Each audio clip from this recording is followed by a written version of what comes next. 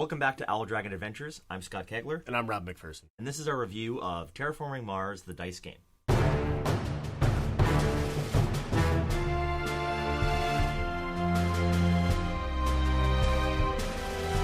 this is Terraforming Mars, the dice game by FryxGames, published by Stronghold Game. And this is actually the third iteration of the game. Second distillation. Yeah, I guess that's a good way of putting it. So it is, Terraforming Mars, the original game. If you haven't already played it, I'm sure you have. It's like number 6 in the top 100 on BGG. Ironically, we have not.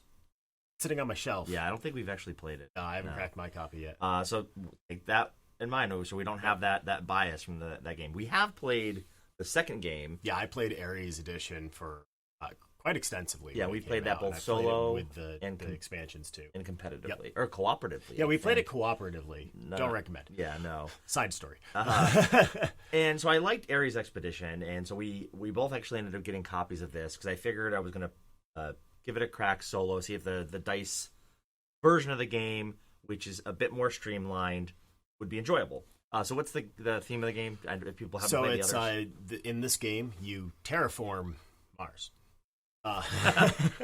So the whole goal of it, and this is kind of the goal throughout all three of the games. In base game, it's a lot more extensive, but in Ares into the dice game, your goal is to terraform Mars, specifically 3 different metrics of terraforming Mars. You've got the temperature, you've got the oxygen level, and you've got the water or the oceans on Mars. Once all 3 of those have been capped, at least in the solo version, that's when the game ends. In the competitive version, it's when any 2 of those 3 then ends. Mm-hmm. But yeah, so it's pretty straightforward. You're terraforming Mars. That's the theme of it. You have different projects terraform Mars. And from a mechanic side, it's similar thematically throughout the game. The difference is with the dice here. But each player is going to get a corporation card. They'll have 2 to choose from. That's going to give you your kind of starting abilities, starting resources, and what you have for production that would have occurred in other games. You're also going to start with some other cards of 3 different varieties that you can build. Some are like an immediate reward card. There are other cards that add to your production, so basically giving you more dice on a production phase. And then blue science cards, which have ongoing effects that you can use as part of like an engine, just giving you other abilities. That seems very similar to the other games, the science cards. On your turn, you always take 1 support action, which is one of 3 things. Either get more cards, spend a die to change the face value of another dice, or grab another dice into your pool. Then you can take a main action or a second support action as your main action. In a main action, you're going to spend dice, essentially, to either purchase cards from your hand, or, like in the previous games, place oceans, raise the temperature, or increase oxygen by placing trees or other cards. On the solo mode, you're just playing 50 rounds of it, trying to complete all 3 parts of the game before the end. 50 rounds, which actually goes by really fast. Yeah. You're only doing 2 things on your turn, so it's pretty straightforward. There are other ways to get objectives. There's a set collection with the dice faces at the top here, and there's also little achievements. In cooperative, it's first person get them. In solo, you need to knock them out by turns 16, 20, and 24. Which I do like that they do have those markers on here. They definitely kept the solo player in mind when they were building this one. I felt like it much more than Ares. Ares felt like it's just an afterthought, and right. I thought it still worked, but I agree with you. Mm-hmm. So the biggest difference between this and Ares Edition is going to be the way the resources work. In Ares and then the base game, you got your cards that during production you're going to gain the certain resources, and you track them on a tracker. But in this game, it's dice. And your resources you get most of the time are just going to be a certain color of die. Right. And you roll it, and then that's what determines exactly which resource you get. Yeah, so whenever you get a die, you roll it that one time. There are ways to mitigate as spending other dice. There are, when you're placing cities or other parts of Mars, trees, you'll get more resources and some or other actions, and one of those is changing the face value of a die. But essentially, you're trying to get what you need to to pay for whatever's on the top here. So like what that is, the globes there. The iconography is very easy to follow. I need two lightning bolts and 2 hammers. Yeah, and what's nice is that it's literally just a 1 for 1. Right. There are only 2 player aids in the box, which is a little odd. I can see why they were trying to maybe keep the table space down. I didn't really need the player aid a whole lot, but you pick it up pretty quickly. There's only so many actions that you can do, and honestly, even with just 2, if you're playing a 4-player game, put it between 2 of the players, and you only reference it every once in a while, so it's not a huge deal. But from a gameplay side, like I think we've only played it the one time. I played it about 10 times now solo. Played it only we've only played it once competitively. The gameplay is similar to Ares, but I felt that it is, as we've already kind of mentioned, a better experience as solo. I felt like I am being chased, but I've actually beat this one a few times, and I've never beat Ares Expedition solo. I think I have beat Ares solo. Okay, it's not easy. It's No. a challenge. But from a gameplay side, as a solo player, I'll still see how it plays competitive. I like to play at a higher player count, but right now I'm a very high in solo play. I've really enjoyed it. Yeah, no, I'm really liking it solo. I've only played it a handful of times so far, but from what I have played, I literally broke it out the day that I got it. I was excited to try it, and I was up and running in no time at all, and I really on game. So, a lot of fun. And competitively, it helps that I won. Yeah. Not by a lot, though. For a while there, we thought that I was really destroying you, and I only won by 5 or 6 points at the end. And so I felt that it's pretty balanced, and we played different game styles as well. And I like to competitively. I enjoy this as a solo, but I do think that it's, even though they keep solo in mind a lot more with this one, Terraforming Mars is really designed. Absolutely. Yeah. From an accessibility standpoint, if you've played either the main game or Ares Expedition, I think you're going to pick this up immediately. Yeah. If this is your first entry into the series, I think it would be a nice way to learn kind of the feel of Terraforming Mars, and it's not that complicated to learn this one. I would say it's middle accessibility.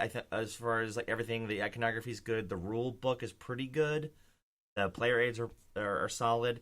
It's just that it's a game that mechanically it's easy to understand, but strategy-wise is complex. I think the biggest hurdle to get over, and I've played with Ares with a few people who had this issue, and once they got over it, they understood it better, which is the green cards, just keep an eye on them, because that's what you're going to get every time you take production. And you only get so many productions, really. Right. The blue ones just give you extra actions to take, and then the red cards are set them and forget them. You play them once, and then you can that you ever played them, except for the set collection thing at the very end. Once you kind of wrap your head around that, you can start to sort things a bit better, and I think it becomes easy. And I think it's one of these games where resources and time is tight. That I found myself, if I was on the fence with a card, I'm like, oh, it's an interesting card, maybe I'll keep it in my hand, but because if your hand size is limited from production, if I was on the fence, during a production you have the chance of discarding and redrawing. Yeah. Anything I wasn't in love with, didn't think I was going to absolutely be creating a follow-up turn, would go. I just purged my hand. Yeah, I learned that the hard way, too, because I was like, no, I'm going to play that one, and then you end up losing because it's like you never got the resources you need. And it's either because the dice were against you, or just that you needed so many resources. You just got to kind of be really brutal, honest with yourself. Yeah, and paying out the resources, I felt like sometimes it was, if I could find a red card that lets me plant a tree, it's usually going to be a lot cheaper than trying to hunt for the 4 green dice of the right value that I need to get to plant that tree. Yeah, agreed. So yeah, I'm middle on accessibility, and that's mostly, it's not a ding against the game as much as it's just an engine build, and sometimes those are harder to wrap your head around. I'd agree with that. So the design. Yep.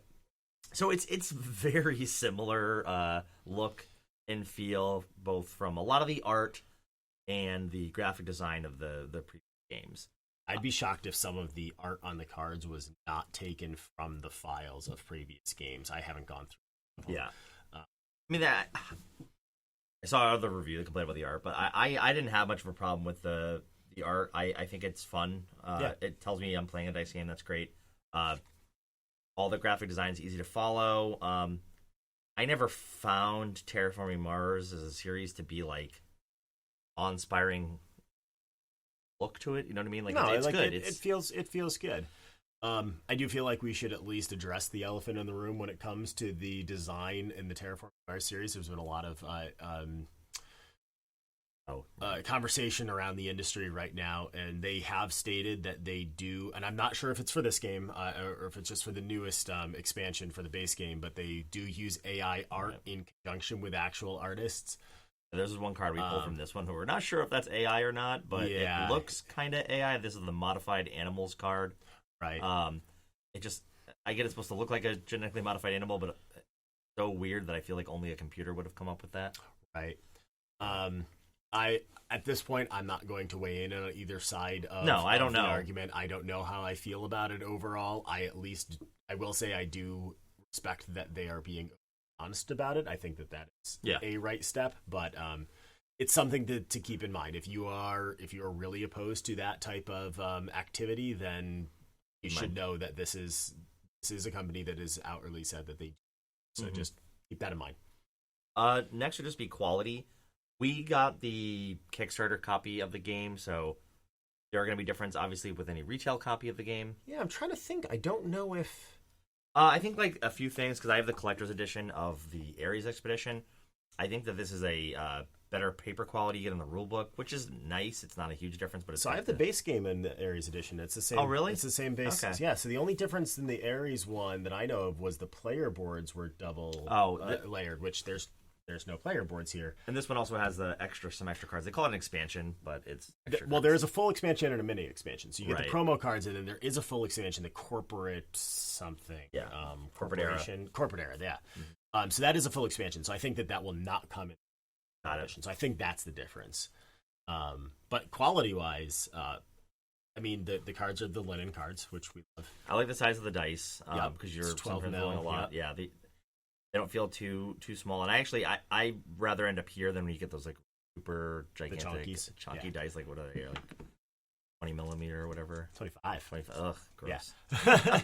I don't mind them as much for some games. Some games it bothers me a lot. Like not to get too far off topic, but like in Twilight Inscription, the size of the dice does not bother me at all. But what was the other? Gonza Index. Yeah, those giant dice. The giant dice in that for some reason bother me.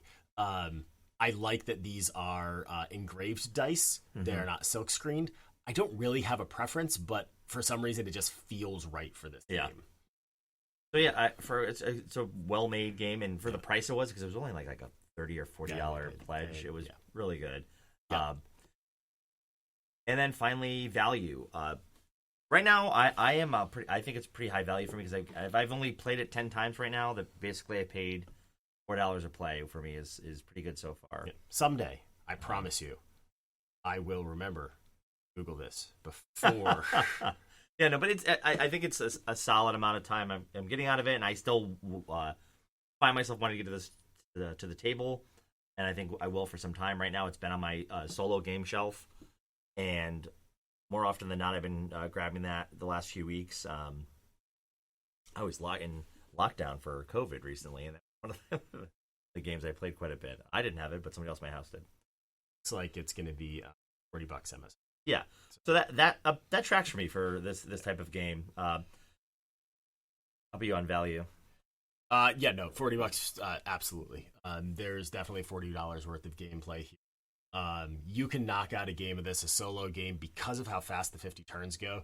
You can knock it out in 30 to 40 minutes. Once you know the game. You might get longer as you start to like get some analysis paralysis. Yeah. But even still, like that's. But the setup and reset's really good. Like for this one, what I like about it as a solo game, even though it has some AP to it occasionally, I can easily play it twice in a night. Like after I've got my kids to bed, so it's in that sweet spot for me where some games are like, I want to set this all up. It's like versus this, you drop it down and you're good to go in like 3-4 minutes. Yeah, no, I like my complex games, but I do agree with that. This is something you can play multiple times in a solo row. Game. Yeah, absolutely. No, I think the value is very high on this one. I think they hit the price point correctly. just enough gameplay. I could see even like at a game night where we're knocking 2 of these out in a single night. Where are you landing with this one? I'm gonna land at about an 8 right now. It's really good. Engine building, I like it, but it's not one of my favorite mechanics. So that's why it's not a little bit higher. And dice still hate me. I'm actually at an 8 as well. I thought I was going to be a little higher. It may go back higher depending on how often I play it solo. I'm really enjoying it. I need to see if it's going to open up a bit more. And I'm not as big on science fiction as like you are. Sure. Or, in this, not always my theme, but I do really enjoy the game. I think if you do like science fiction, you do like the theming, you are a solo gamer, particularly. I think this is a great weeknight solo type game. I definitely. So we can go ahead and we can definitely recommend this if you're interested in checking it out. Yeah, absolutely. If you have any questions about the game, anything we didn't get a chance to go over, feel free to leave a comment, and we'll get to all of those. You can also check out Stronghold Games for more questions on it as well. If you like this video, go ahead and like and subscribe. With that, we wish you good luck with all of your future board game adventures. And thank you for joining us on ours.